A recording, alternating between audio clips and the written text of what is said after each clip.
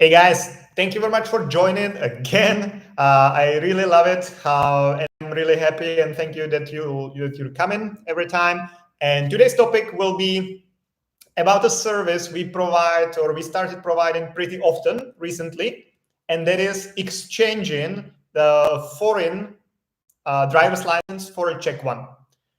Because if you're a foreigner and you're living in the Czech Republic, at some point you either have to exchange your foreign driver's license for a Czech one, or you might need to do it, or you want to do it. If you decide to live here long term, then it's better to have a Czech driver's license than some foreign. So many people deal with that, and we provide we provide service to support these clients. Hey, Angelo, Agnel, thank you for joining. We've been dealing with this a lot lately, and I decided to do a live stream about this. So to give you some information, if you want to do it on your own, how to do it, where to do it, what will you need, and what to expect there, because there are some crazy things to expect there. So first of all, if you're living in Prague and you want to exchange your foreign driver's license to a Czech one, there is only one place in Prague where you can do it, and that's in Vyšehrad metro station. It's in Business Center Vyšehrad in Na Pankráci 17 in Prague 4. It's the metro stop Vyšehrad on the C line, on the red line, and it's kind of when you leave the metro station, you see the huge, beautiful building of the exhibition center, and then you go along that. And you basically, if you just go straight along that, you just bump into the building where you need to go. It's Magistrát hlavního města Prahy, so it's like the town hall or city hall of Prague. And there is a special branch dealing with drivers and driver's licenses and everything related to that. So there is only one place where you can do that. You cannot go to any other branch or any other town hall. You always need to do it in Vyšehrad. Okay, so that's one thing. Then how to exchange the foreign driver's license for a Czech one. In theory, it can be either as simple as you just go there, give them your old one, and you get a new one. Or it can be the way that you go there, you argue with them for a couple of hours, and then you need to go through the whole driver's license school. In theory, it could be kind of simple because there are two agreements. There is a Vienna agreement or Vienna Convention, and their convention from Geneva. And if those countries, Czech Republic signed one of those, and if the other country also signed off one of those, you should be able to easily replace the foreign driver's license for a Czech one. Basically, just bring it and get a new one. But in real life, it's not always that easy, because it depends also on the type. So if it was, for example, an old one, because I remember that in the Czech Republic, it used to be driver's licenses basically just like folded piece of paper, like a real paper, no cards or nothing. And some people, probably not now, but a couple of years ago, some people could still have it. I know that it's similar in Italy, for example. And it depends on what kind of series the driver's license is, how old it is, and if it includes all the information it should, based on the requirements of the conventions. So even, for example, Ukrainians should be able to exchange the driver's license easily, but it doesn't always work like that. Sometimes, depending on the series and the year of issue, it just doesn't work. But so that's one way. The simple scenario that you go there, you show your driver's license, you exchange it, and that's it. Or the other scenario is that you show it and they say, hey, you cannot exchange it because your country did not sign the treaty or the convention, and you need to go through a Czech driver's license school. So in that case, if this happens to you, then you need to find a school, driver's school, and go through that, pass all the exams, and only after you pass all the exams, you do the doctor's examination and everything, you can go back to this beautiful place and get the Czech driver's license. But now, how to exchange it? Let's say that you're from one of the countries which can easily exchange the driver's license from your foreign one to a Czech one. So how it works? In some cases, for example, if you're an EU citizen, you don't really need to exchange the driver's license. But if you want to do it, or if your old one, for example, expires and you don't want to go back to your country and deal with it there because you already live here, you can also exchange it here. In theory, it should be just as simple as like taking the original the driver's license, go to the office, show it to them. They will take a photo of you. You will sign a form. You will pay an administrative fee, and like some days later, you will pick it up. In real life, it's never like that, because we've been there many times recently, and it always goes the way that they keep you there for like a very long time and try to tell you that you cannot exchange it, and you need to prove that you can. And only after like a couple, like tens of minutes or hours arguing it with each other, you can do that. So what is usually the problem is that you need to prove that you've been officially residing in the Czech Republic for longer than 6 months. And for the people at this particular office, for example, your visa or residence permit is not good enough proof that you've been residing here, because they will tell you, hey, but that you have a visa doesn't mean that you live here. You know, you just have a visa, but it doesn't have to live here. So that's one stupid thing. But yeah, so having a long-term visa or residence permit or the certificate of temporary residence, a registration certificate as EU citizens is usually not enough. So you need to be able to prove that you have really been living here. So what they are usually looking for is combination of as many documents as you can get. First, that would be your lease agreement for at least the last 6 months, sometimes longer, but officially the last 6 months.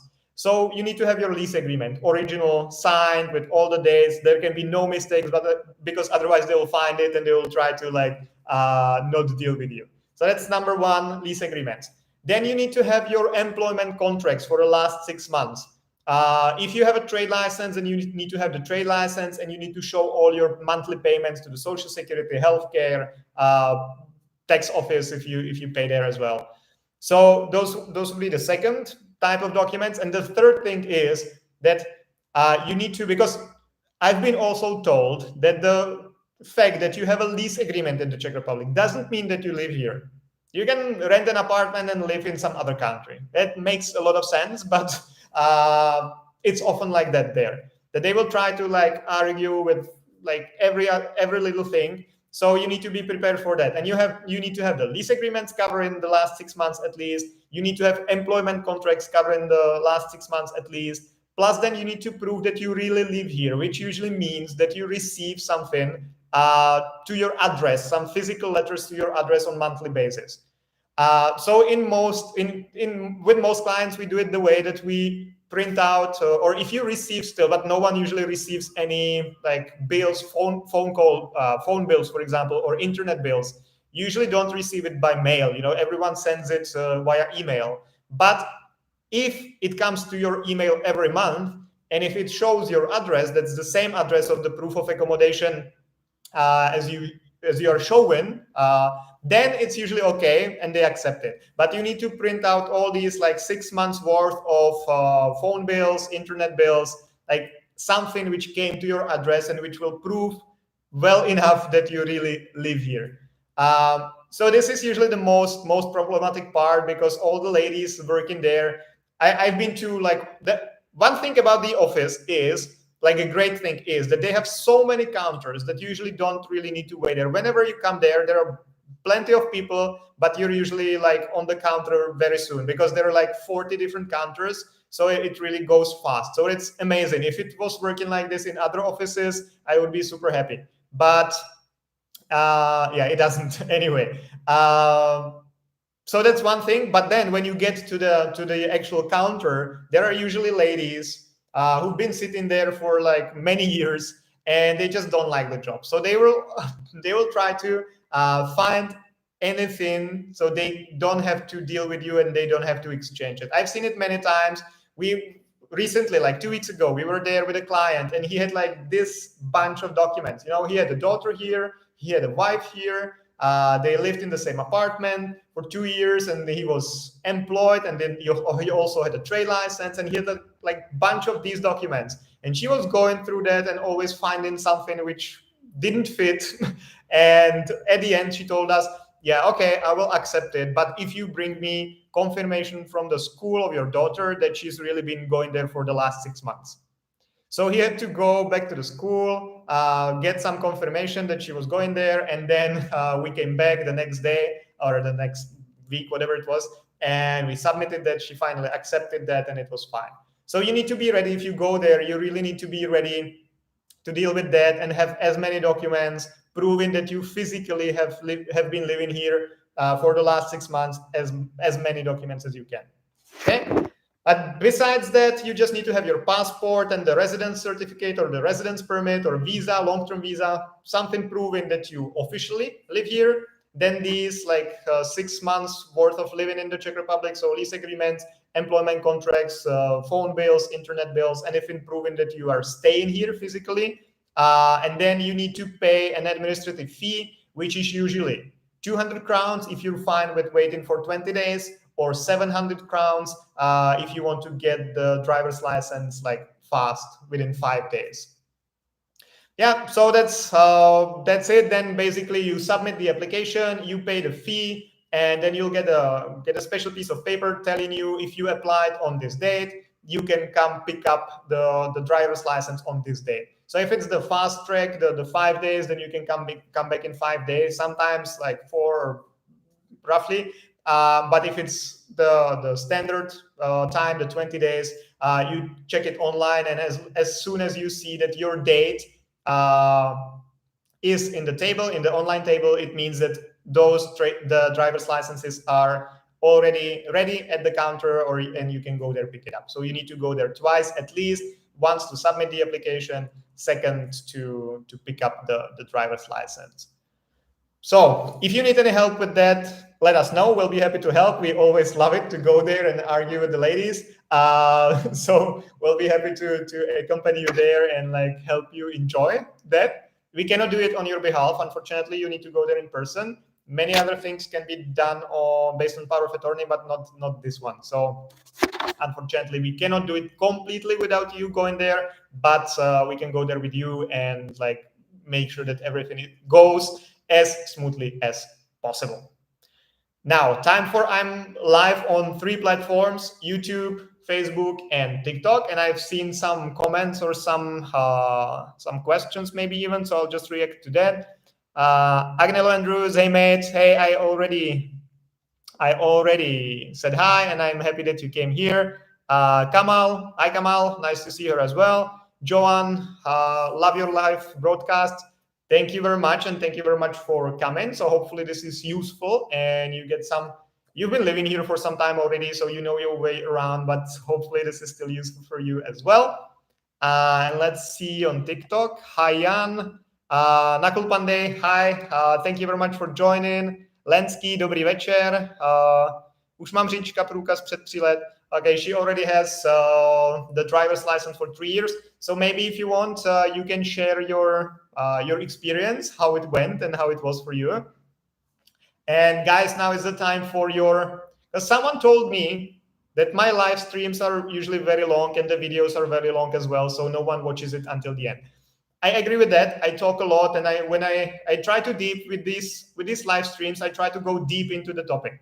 So usually I say, hey, it should be 10-15 minutes, and then I end up having the live stream for 30 minutes or 40 minutes or something like that. So I decided to keep it short this time. But guys, if you have some questions regarding the driver's licenses, exchanges, and everything, or about something else, I'll still give you the space, and please feel free to ask now. Can you tell me the address one more time, please? Yeah, of course. I might share it also. Maybe comment under that, and I'll share it when I finish the stream. But the address is Na Pankráci 17, Prague 4. It's in Vyšehrad metro station, and you will basically see that if you just leave the metro station on the side of the exhibition center, and you just go straight, you'll get there. And you will see already the Magistrat signs, the City Hall signs, and usually there are many people waiting already, so you will recognize it. But the address is Na Pankráci 17, Prague 4. If you need to see it in written, please comment under the video, and I'll share it. Okay, guys, any more questions? Requirements, requests for me, or funny stories or something? I guess we've been there many times, and it's really, I would say, maybe 10% or 20% of the cases there are simple, that we just give them the documents, they say, okay, everything is fine, and they exchange it. In most cases, we just need to argue with them. They go through all the documents, and we go back and forth, like, here's like this bunch of documents, like, what more do you want? And yeah, I need a school and all this. So yeah, it's usually fun there. Saru, hi Saru. Thank you very much for joining as well. If you have any questions, I just finished the official part of the stream.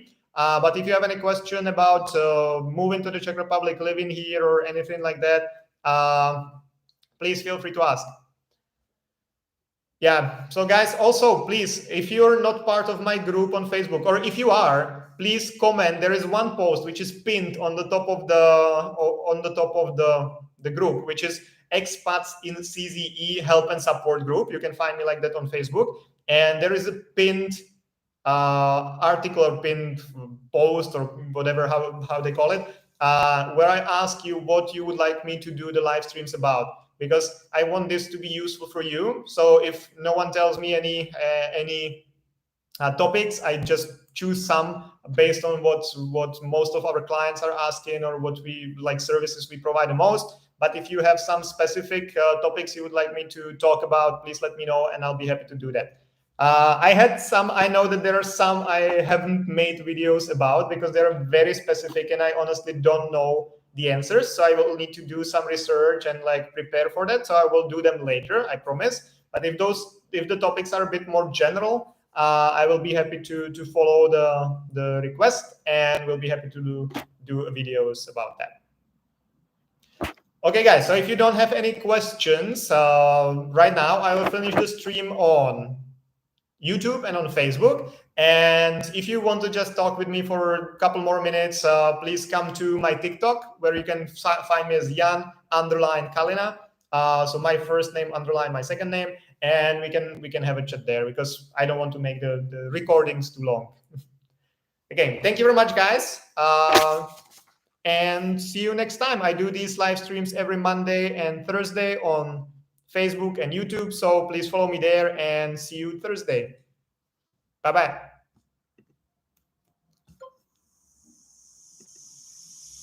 Okay. And